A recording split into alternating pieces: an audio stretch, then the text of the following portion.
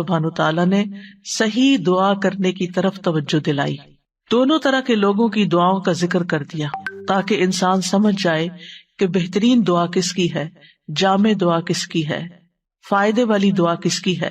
اور ویسے بھی ذکر کے بعد دعا کیونکہ قبول بھی ہوتی ہے، اس مناسبت سے بھی ذکر کے کثرت کے بعد دعا کرنے کا ذکر کہا گیا ہے. یعنی صرف اتنا ہی کافی نہیں کہ انسان اللہ تعالیٰ کی تعریف کرے اور حمد و ثنا کرے، بلکہ اپنی ضروریات کی چیزیں بھی مانگے، منہ کھول کر بول کر اللہ تعالیٰ کے سامنے اپنی حاجت رکھے، اپنی فریاد رکھے، اپنی ضرورت رکھے. اسی لیے ذکر اور پھر دعا. اور پھر ان لوگوں کی یہاں مذمت کی گئی کہ جن کی دعاؤں کا مرکز اور محور صرف اور صرف دنیا ہوتی ہے. وَهُمْ عَنِ الْآخِرَةِ هُمْ غَافِلُونَ، اور آخرت سے وہ غافل ہی رہتے ہیں، آخرت کے بارے میں کچھ نہیں مانگتے. یعنی ان کی دعاؤں کا جو بڑا حصہ ہے یا صرف ان کی دعائیں دنیا کے گرد گھومتی.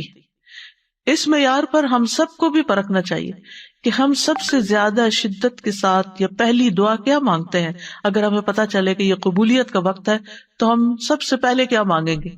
ہم میں سے ہر ایک کو اپنی اپنی دعاؤں کا جائزہ لینا چاہیے کہ کہیں ہم تو ان لوگوں میں شامل نہیں کہ جو صرف دنیا مانگتے ہیں، اور کیا واقعی ہمیں اپنی آخرت کی اور آخرت میں سے بھی بھلائی کے ساتھ آگ کے عذاب سے بچنے کی دعا ہمارے دل و دماغ پر ہے. تو یہاں ان لوگوں کی تعریف کی گئی ہے کہ جو ایسی دعا کرتے ہیں کہ جس میں وہ اپنی دنیا کی خیر بھی مانگتے ہیں، اپنی آخرت کی خیر بھی مانگتے ہیں، اور سب سے بڑے شر یعنی جہنم کی آگ اور جہنم کے عذاب سے بچنے کی دعا کرتے ہیں. تو اس میں دعا مانگنے کا ایک ادب اور سلیقہ بھی سکھا دیا گیا. آپ دیکھیے کہ یہاں پر صرف 3 آیتیں ہیں اور 3 آیتوں کے اندر بہت بڑا مضمون بیان کر دیا گیا. تو فرمایا فَإِذَا قَضَيْتُم مَنَاسِكَكُمْ، جب تم اپنے مناسک حج پورے کر چکو. حج پر بھی انسان کیوں جاتا ہے؟ اپنا فرض پورا کرنے کے لیے، عبادت کرنے کے لیے، اور انہی عبادتوں کا ایک حصہ دعا بھی ہے. یعنی ہم سب کے دل میں ہوتا ہے کہ ہم حج یا عمرے پر جائیں تو پہلا خیال کیا آتا ہے کہ وہاں جا کر دعائیں کریں گے، کیونکہ دعا بذات خود بھی عبادت ہے. تو جب تم اپنے حج کے مناسک پورے کر چکو اور سارے ریچولز تمہارے پورے ہو جائیں اور تم آرام سے بیٹھو، تو پھر یہ کہ تم اللہ سبحانہ تعالیٰ کا ذکر کرو. اور حج کے تمام مناسک کے دوران بھی ذکر کرنا چاہیے، اور جب مناسک پورے ہو جائے تو اس کے بعد بھی رک کر دعا کرنی چاہیے. جیسے آپ دیکھیں طواف کے بعد کیا کرتے ہیں، 2 رکعت پڑھتے ہیں اور پھر آپ دعائیں کرتے ہیں. اسی طرح جب آپ کی سعی ہو رہی ہوتی ہے تو اس میں بھی آپ جہاں جہاں رکتے ہیں صفا مروہ پہ پھر دعائیں کرتے ہیں، اللہ کا ذکر کرتے ہیں، اور دوران سعی بھی. اور اسی طرح باقی منا میں، عرفات میں، ہر جگہ سب سے زیادہ جو چیز کی جاتی ہے، جو عبادت کی جاتی ہے، وہ دعا کی عبادت ہے. عرفہ میں آپ دیکھیے کہ نبی صلی اللہ علیہ وسلم نے ظہر اور عصر دونوں نمازوں کو اکٹھا کر دیا، یعنی قصر پڑھی اور جمع پڑھی. یعنی گویا جو فریضہ ہے اس سے مختصر ترین وقت میں فارغ ہو کے پھر مختصر سا خطبہ دیا، اور باقی زوال شمس سے لے کر غروب شمس تک دعا ہی دعا کی.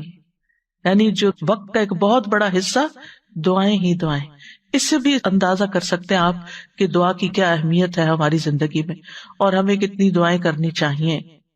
اور پھر یہ کہ نسک میں نہ صرف یہ چلو آتے ہیں بلکہ جانور ذبح کرنا اور قربانی اور یہ تمام چیزیں بھی آتی ہیں.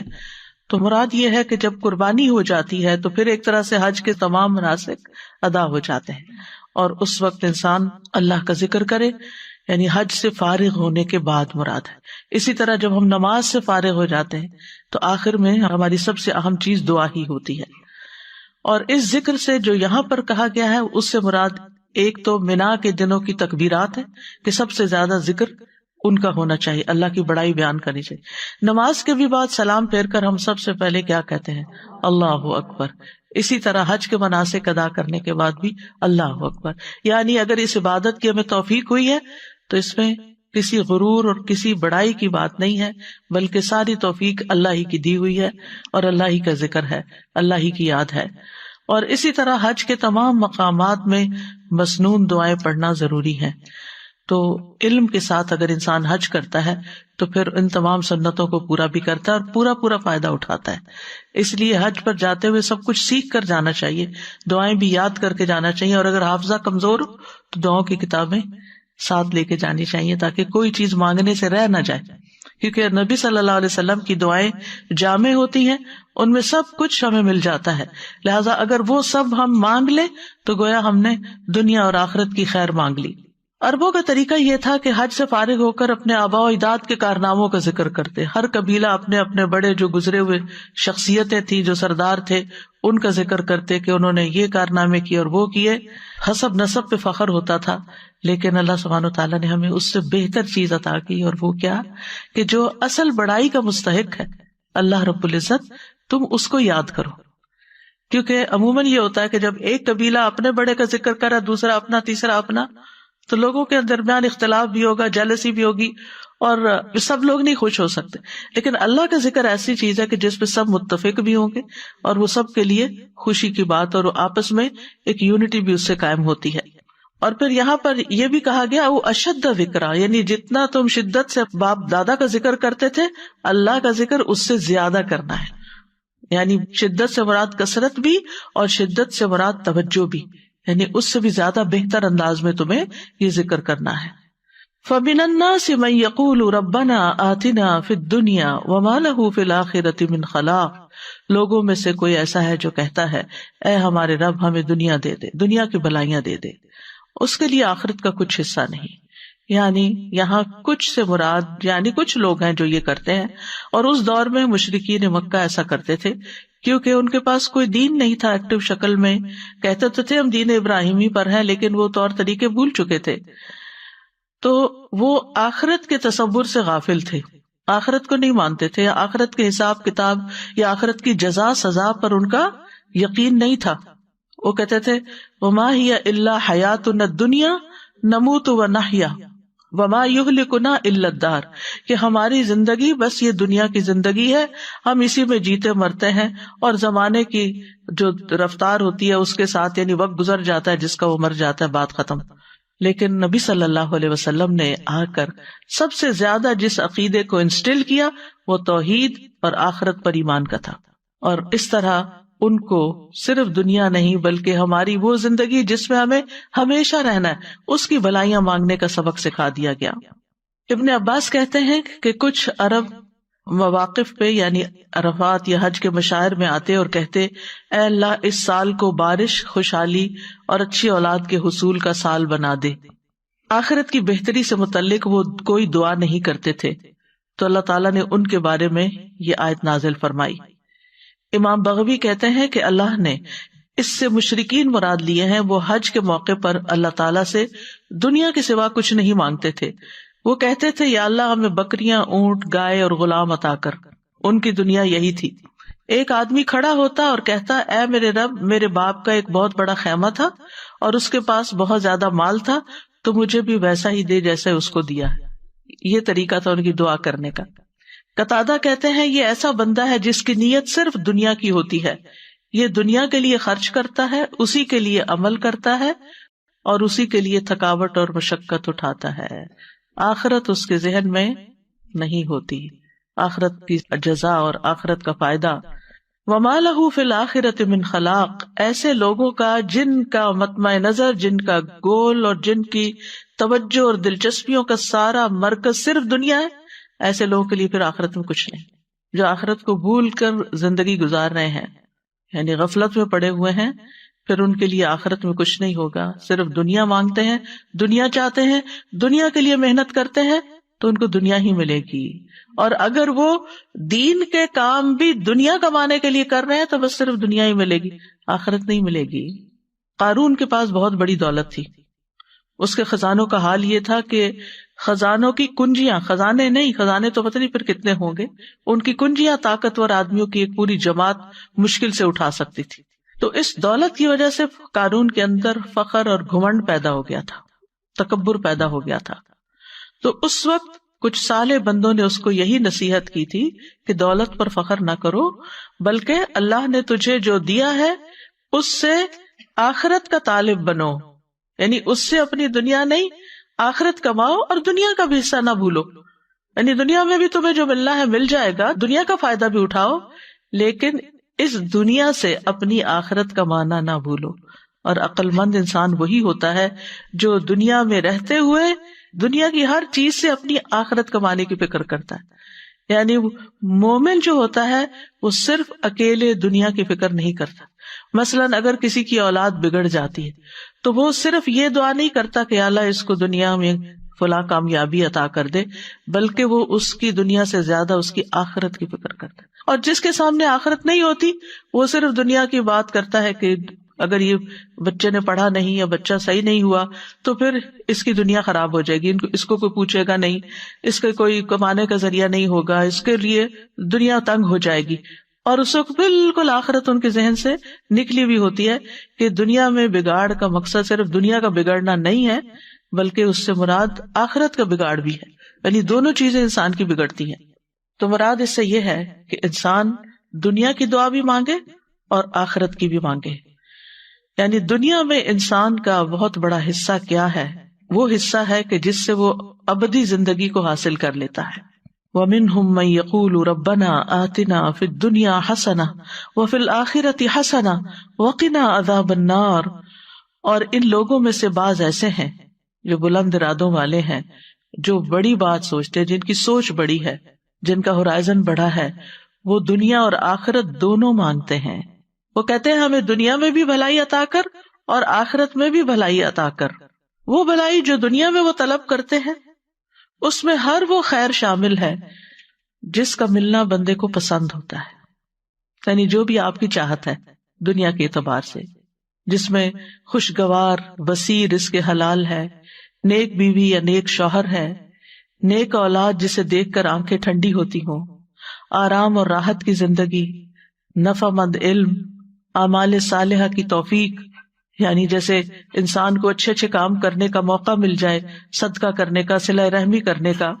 حضرت علی رضی اللہ عنہ کہتے ہیں کہ تم اپنی صحت اور اپنی قوت اور اپنی جوانی اور اپنی دولت کے معاملے میں یہ نہ بھولو کہ تم اس کے ذریعے سے آخرت چاہو. یعنی یہ سب چیزیں کیوں مانگو کہ ہمیں یہ دولت، مال، صحت کیوں ملے؟ تاکہ ہم اس سے اپنی آخرت کمائیں. اور جہاں تک آخرت کا تعلق ہے تو اس سے مراد جنت ہے. للذین احسنوا الحسنى وزیادہ. جن لوگوں نے نیکی کی ان کے لیے نہایت اچھا بدلہ اور کچھ زیادہ بھی ہے. قتادہ کہتے ہیں اس سے مراد دنیا میں عافیت ملنا اور آخرت میں عافیت ملنا. یعنی دنیا اور آخرت کی بھلائی کو ایک لفظ سے بیان کرتے، اور وہ کیا ہے؟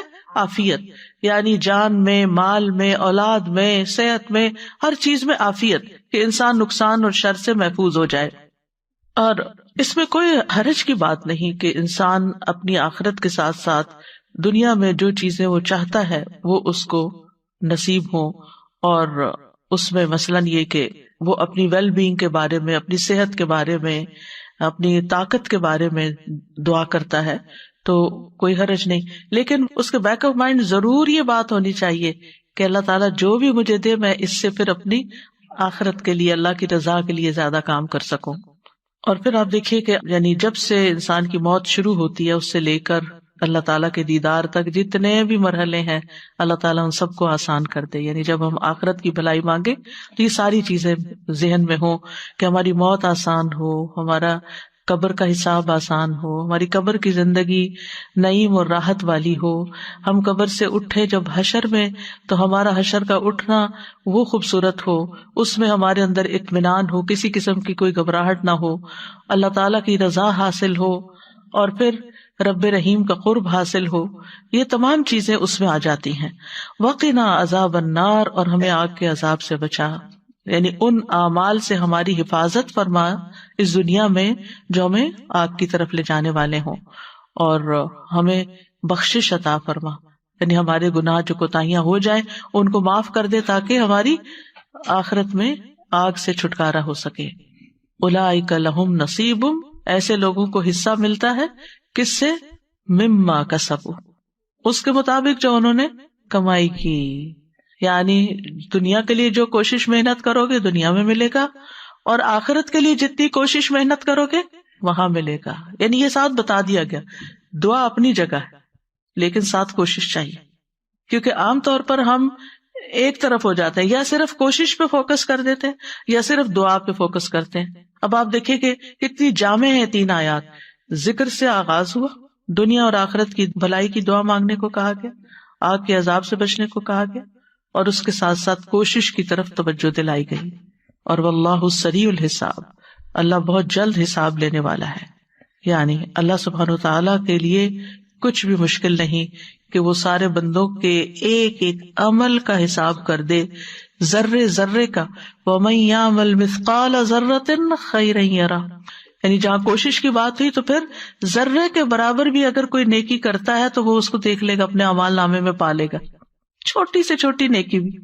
اور اگر گڑبڑ کی، کوئی غلط کام کیا، چھوٹی سے چھوٹی برائی بھی وہاں نظر آ جائے گی. تو اس لیے بہت ضروری ہے کہ انسان اس دعا کو اپنی زندگی کا حصہ بنا لے. یہ بہت ہی جامع اور کامل دعا ہے جس میں دنیا اور آخرت کی ساری چیزیں آ جاتی ہیں، اور یہ دعا اس قابل ہے کہ اسے اپنی باقی دعاؤں پر ترجیح دی جائے. کل جیسے کسی نے سوال کیا تھا کہ بہت ساری دعائیں اکٹھی ہو گئی ہیں اور بہت ساری چیزیں ہو گئی ہیں تو وہ ایک اوور ویلمنگ سچویشن ہو جاتی ہے، تو پھر کیا کریں؟ ٹھیک ہے، ان چیزوں کو بھی اپنے اپنے وقت پر رکھیں، پلان کریں، لیکن اگر کم سے کم ٹائم ہے تو پھر کیا مانگ لیں؟ جامع دعا مانگ لیں جس میں دنیا اور آخرت سب کچھ کور ہو گیا، سب کچھ بیچ میں آ گیا. نبی صلی اللہ علیہ وسلم اکثر یہی دعا مانگا کرتے تھے اور اس کی ترغیب بھی دیتے تھے. یعنی آپ کی کچھ دعائیں تو مواقع کے ساتھ ساتھ ہوتی تھی، کچھ دعائیں آپ نمازوں کے بعد مانگتے تھے، لیکن کچھ دعائیں آپ بہت کثرت سے مانگتے تھے، یعنی ان کا حصہ زیادہ ہوتا تھا. قتادہ نے انس رضی اللہ عنہ سے پوچھا کہ نبی صلی اللہ علیہ وسلم کون سی دعا کثرت سے مانگا کرتے تھے؟ انس رضی اللہ عنہ نے کہا، حضرت انس کی یہ باتیں زیادہ اوتھینٹک اس لیے بھی ہیں کہ وہ آپ کے گھر میں آتے جاتے تھے اور آپ کے تمام امور اور معاملات کو ملاحظہ کرتے رہتے تھے. تو حضرت انس نے کہا آپ جو دعا کثرت سے مانگا کرتے تھے وہ یہ تھی، اللہم آتنا فی الدنیا حسنہ وفی الآخرۃ حسنہ وقنا عذاب النار. انس رضی اللہ عنہ جب کوئی ایک دعا مانگنا چاہتے تو یہی دعا مانگتے تھے، یعنی جب اتنا ہی وقت ہو کہ آپ ایک دعا صرف مانگ سکیں. جیسے اذان اور اقامت کے بیچ میں دعا قبول ہوتی ہے، صفوں میں کھڑے ہو جاتے ہیں جب نمازی، اس وقت دعا قبول ہوتی ہے. تو پھر یہ کہ نماز شروع ہو جاتی، آپ یہ تھوڑی کہ نماز چھوڑ کے دعائیں کرنا شروع کر دیں. تو ایک چھوٹے سے وقت میں آپ فوراً ربنا آتنا فی الدنیا حسنۃ وفی الآخرۃ حسنۃ وقنا عذاب النار. اور خاص طور پر اس وقت جب انسان کو کچھ سمجھ نہیں آ رہی ہوتی، مانگوں کیا، میری بھلائی کس میں ہے، تو پھر انسان بھلائی مانگ لے، دنیا کی بھی اور آخرت کی بھی. اور یہ دنیا اور آخرت کی بھلائی کو جمع کرنے والے کلمات ہیں. انس بن مالک کہتے ہیں ان سے کہا گیا تمہارے بھائی بصرہ سے آئے ہیں، یعنی کچھ لوگ دوست وغیرہ ملنے کے لیے آئے ہیں. وہ اس وقت بصرہ کے کونے میں رہتے تھے، یعنی جس طرح آؤٹ اسکرٹس میں رہتے ہیں، تو ڈاؤن ٹاؤن سے یا سٹی سینٹر سے وہ ان کو ملنے کے لیے آئے. اس لیے آئے ہیں تاکہ آپ ان کے لیے اللہ سے دعا کریں، کیونکہ وہ صحابی تھے، طویل العمر تھے. اس وقت تک اکثر صحابہ فوت ہو چکے تھے، اور ظاہر ہے کہ صحابی بھی بہت جلیل القدر علم والے اور نبی صلی اللہ علیہ وسلم کی طویل صحبت پانے والے قریب ترین صحابہ میں سے تھے. تو ان کے پاس آئے کہ وہ ہمارے لیے دعا کریں. انہوں نے کہا اللہم اغفر لنا وارحمنا وآتنا فی الدنیا حسنہ وفی الآخرۃ حسنہ وقنا عذاب النار. لوگوں نے اس سے زیادہ دعا کی خواہش کی، کچھ اور دعا کرے. انہوں نے پھر یہی کہہ دیا، کہا کہ اگر تمہیں یہ مل گیا، یہ دعا قبول ہو گئی، تو تمہیں دنیا اور آخرت کی خیر مل گئی، ساری بھلائی مل گئی، کچھ بھی نہیں چھوٹے گا، پھر بات ہی ختم. کتنا خوبصورت ہے ہمارا دین کہ جو ہمیں مختلف مواقع کی مناسبت سے بہترین چیزیں سکھا دیتا ہے، جس میں اتنا بڑا بڑا فائدہ ہے. یہ خزانوں کی کنجیاں ہیں، خزانے ہیں یہ، جن کی ہم قدر نہیں کرتے. ہم میں سے ہر ایک کو پتا ہے یہ دعا ہے، لیکن کون کتنی تاکید سے مانگتا ہے بھول جاتے ہیں. ہمیں علم ہوتا ہے، ہمیں باتیں پتا ہوتی ہیں، لیکن پھر وہ آہستہ آہستہ ہمارے عمل سے نکل جاتی ہیں. ایک دفعہ سنتے ہیں، شروع کرتے ہیں، پھر کچھ دنوں میں کوئی اور چیز اوپر آ جاتی ہے، پھر وہ نکل جاتی. ایسی چیزوں کو پکڑ کے رکھنا چاہیے، کہیں ایسے نوٹس لگا دینے چاہیے یا کہیں اپنے یادداشتوں میں لکھ لینا چاہیے کہ یہ مانگنے سے نہیں بھولنا، کیونکہ یہ مل گیا تو سبھی کچھ مل گیا. اور آپ دیکھیے کہ وقت کے ساتھ ساتھ زندگی کتنی مصروفیت کا شکار ہو گئی ہے، یعنی جتنی سہولتیں زیادہ ہو گئی ہیں اتنی مصروفیت زیادہ بڑھ گئی. آج سے 100 سال پہلے کا شخص شاید اتنا ٹینس نہ ہوتا ہو جتنا ہم ہر وقت ٹینس رہتے، کیونکہ ایک کام ختم نہیں ہوتا اور ایک اور کرنے کا دھیان لگا رہتا ہے اور بھاگم دوڑ لگی رہتی ہے. اور اگر ہم کسی کرسی پر بھی بیٹھے ہوئے نا تو دماغ ہمارا دوڑ رہا ہوتا ہے نا، یہ بھی کرنا، یہ بھی کرنا، یہ بھی کرنا ہے، وہ بھی ہونا ہے. تو ایسے میں پھر واقعی ذکر کے لیے بھی بعض اوقات ٹائم کم رہ جاتا ہے، اور دعاؤں کے لیے بھی.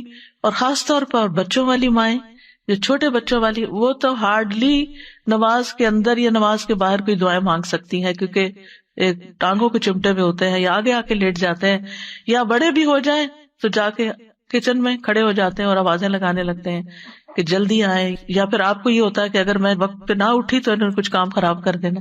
آج کل خاص طور پہ افطار کے فوراً بعد مغرب ہوتی ہے، آپ کو جور کھاتے پانی پیتے نماز شروع کر دیتے ہیں. اب آپ کا دل ہوتا ہے تھوڑا سا سکون سے نماز پڑھیں، لیکن سارے تو ایسے سکون سے نہیں پڑھتے، ان کو تو بھوک لگی ہوتی، پھر آپ کو سرو کرنا ہوتا ہے تو آپ کو سب کی ٹیک کیئر کرنی ہوتی. پھر اس وقت دل چاہتا ہے کہ کیا مانگ لیں، کچھ تو مانگے، کیونکہ سارے دن کے روزے کے بعد اس نماز کی کیفیت بھی بڑی اچھی ہوتی ہے. تو اس وقت یہ دعا مانگ کے اٹھ جائے، لمبی نہ مانگے کہ گھر والے ناراض ہونے لگے. تو بہت سے اوقات ایسے ہوتے ہیں کہ جس میں ہمارے پاس کوئی نیکی کا کام کرنے کا بہت مختصر سا وقفہ ہوتا ہے.